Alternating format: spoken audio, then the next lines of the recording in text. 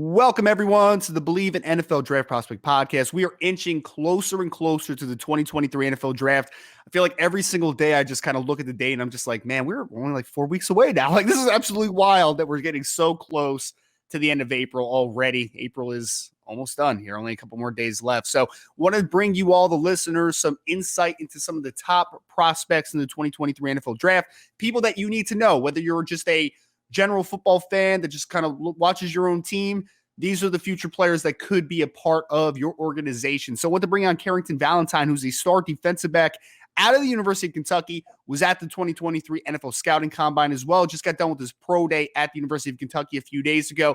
It's been busy for him, starting to heat back up with all the team meetings and all top 30 visits, all that great stuff starting up. But he is generous enough to give me some time today. So, Carrington, I really appreciate you, man, again, for hopping in and joining the show today, man. How's everything been, obviously, working toward this point? It's been good, just getting off the pro day. Literally just been, working out and, up for that moment and everything, and then showing out for the scouts and then, kind of take a little step back, the kind of like the chill out for a minute and now, getting ready to, meet up with, a couple teams and scouts and stuff like that as, the process keeps going on. Yeah, man. No, and it's been a really impressive process for you. I guess, Carrington, if I could, man, just kind of starting back at, your decision to enter the 2023 NFL Draft, because I know you obviously had a great season for Kentucky this year. You led the team in pass breakups. You had an interception. I mean, if you haven't watched the film, just get your eyes towards number 14. He made a lot of plays on the football this year. But you obviously had a couple years of eligibility left because, you also still had the COVID year, right? Yeah. That you could have used that extra year if you wanted to. Yeah. So what went into your decision to, why was this the right time to enter the draft and then chase that dream now? My family, I talked to some coaches and friends, but what generally made me feel like I was ready is, I feel like I was ready to, go out there and, and compete for an NFL job and, and go out there and, cover some of the best receivers in the world. So those in general were kind of, the real reasons why I felt like I was ready to leave Kentucky. And I feel like, press man is highly valued in the NFL. And I feel like I do that very, very well. It's still, I still feel like I can learn more things about it, but I feel like, that's my strength in my game. Yeah. So I feel like, that's where I'm valued at too. For sure. And like I said, you led the team in pass breakups this year. I know you had played a lot in 2021 as well. I think you started 12 football games, if I remember reading the bio correctly there. So you've had a lot of experience over the last couple of years, especially. Kentucky has quietly just been kind of just putting out NFL prospects, it seems like, every single year, Yeah. For you, just kind of looking back to coming in 2020 during the COVID year and then starting over the last couple of years, what do you feel like are some things that maybe you have improved on the most over the last couple of years to really kind of round your game out and get to this point?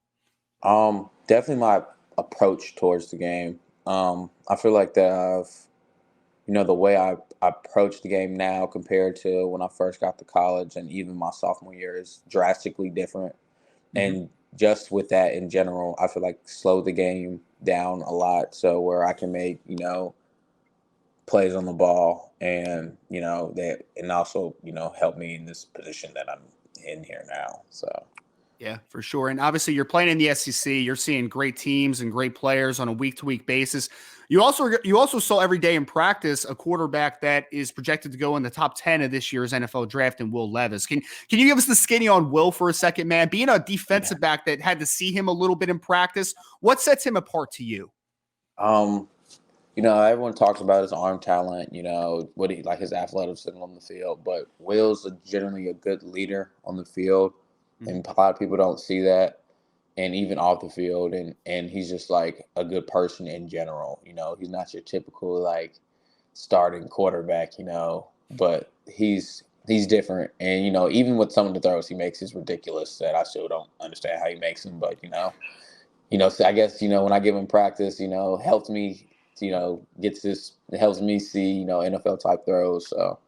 He's just an overall good person, good teammate, and, whoever organization grabs him, is going to be blessed.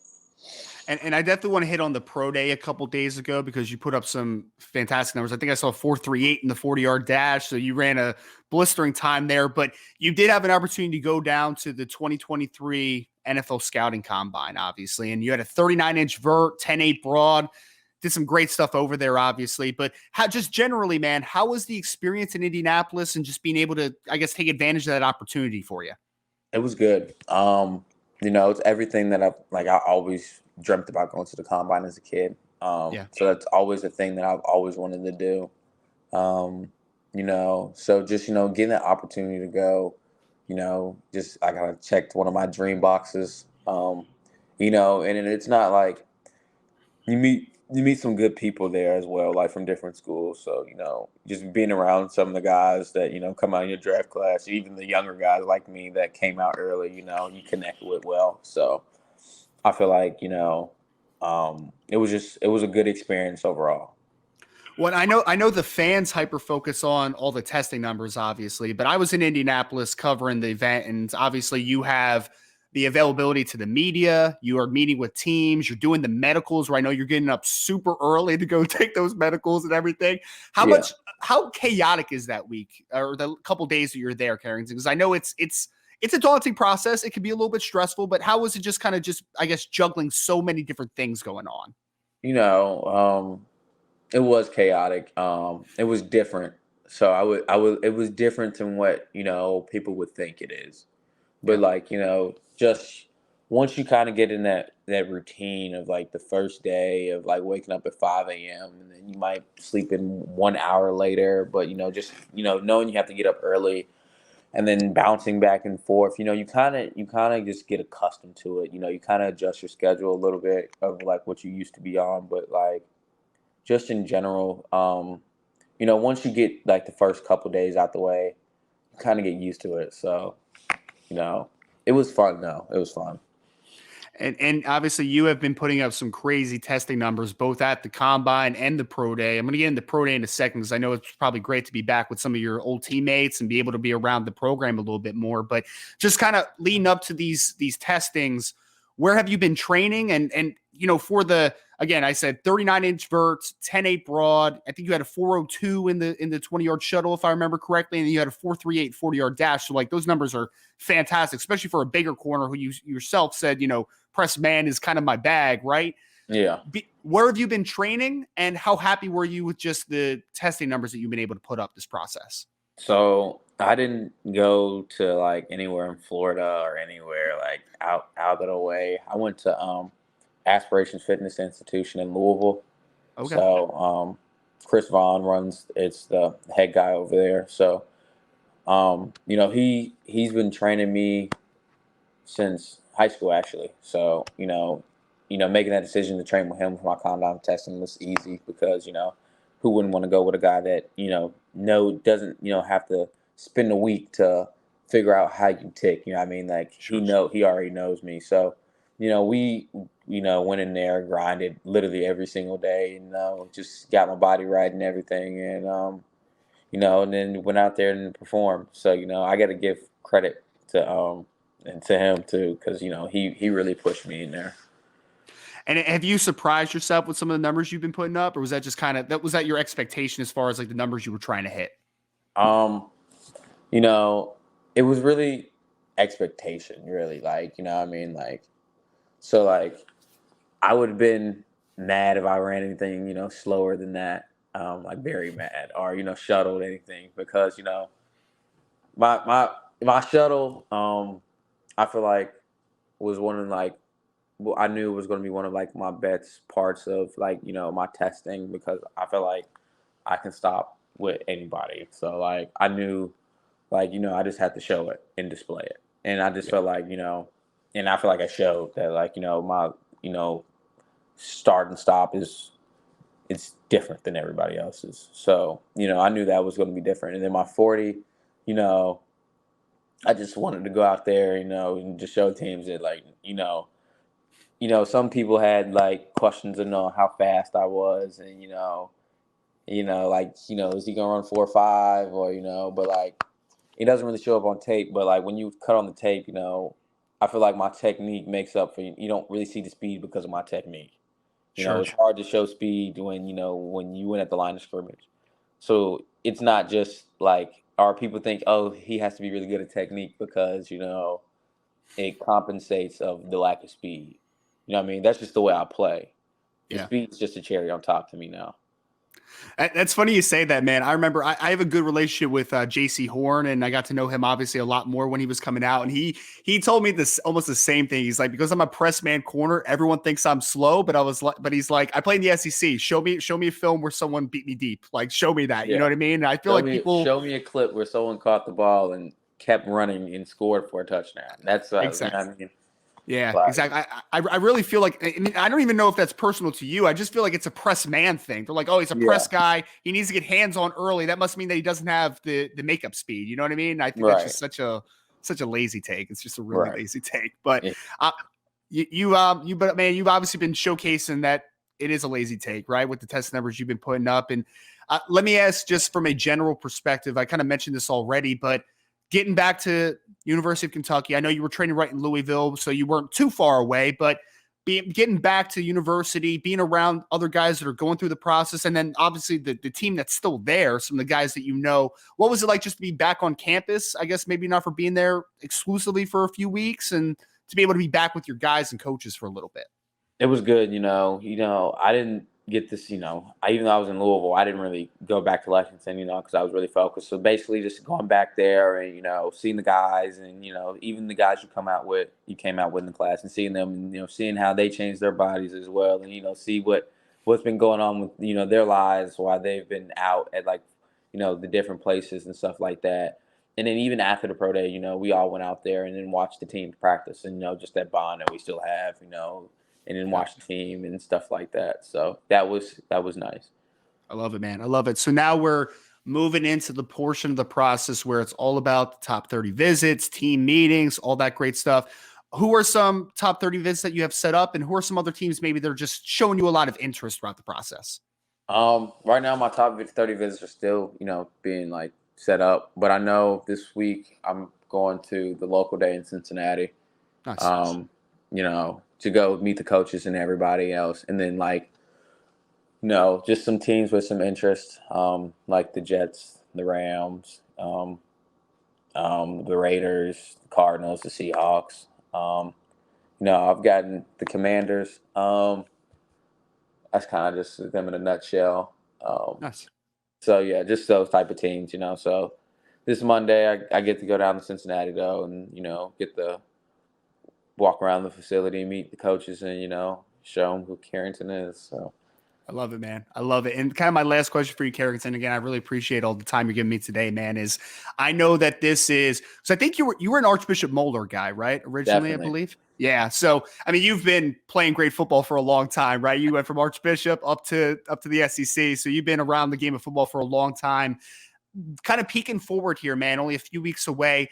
Just that draft day. How much just of a blessing is that? And what are you going to kind of be, who are you going to be kind of celebrating that moment with when you ultimately get your name called? I'm going to be celebrating with just like my friends and my family and the people that's been close to me my whole life. And then, just as a kid, you've always, said people always say I want to play in the NFL. I want to play in the NFL. And, now you being literally a month away from it, you just I'm just soaking it all in. So basically when that day comes, where you hear your name get drafted and you see your name pop up on the TV and then just in general wherever you're gonna go, it almost doesn't feel real. And I know it doesn't feel real right now, but I know on the day it really isn't gonna feel real. So it's just not everyone has the opportunity to play in the NFL, you know what I mean? But it's always something I've worked for and grinded out for and always wanted to do. So and now that I'm here, I can't be anything but blessed. So I just got to thank God for that one. Yeah. And I know that you'll be grateful for any team that does pick you, man, but you're an Archbishop Moeller guy, which means you're from Cincinnati, right? Is there there's a little bit of Bengals fandom growing up, I'm assuming? Yeah, I would definitely love to play for the Bengals, hometown, get the close to home, get to, put on for the city. You know, definitely get to show, the Cincinnati culture with that one. But, wherever I end up, I'll be perfectly happy. You know what I mean? So I'll be blessed. So. Love it, man. I love it. Again, joined by Carrington Valentine, star defensive back out of the University of Kentucky. If you have not watched him yet, leading up to the draft, put on some Kentucky film. Number 14, press man corner, had a dynamic season for the Wildcats this year. Carrington, I know it's only a few weeks away, man, but want to wish you luck.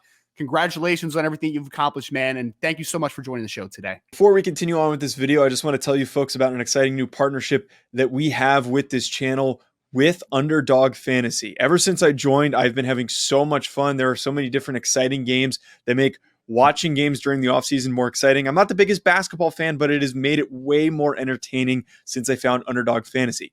And my favorite game to play so far, which I think you should try out, is Pick'em. It is so easy to play. Just pick higher or lower on your favorite player's stats, and you can win up to 20 times your money in a single night. Underdog keeps it simple with their easy-to-use website and mobile apps.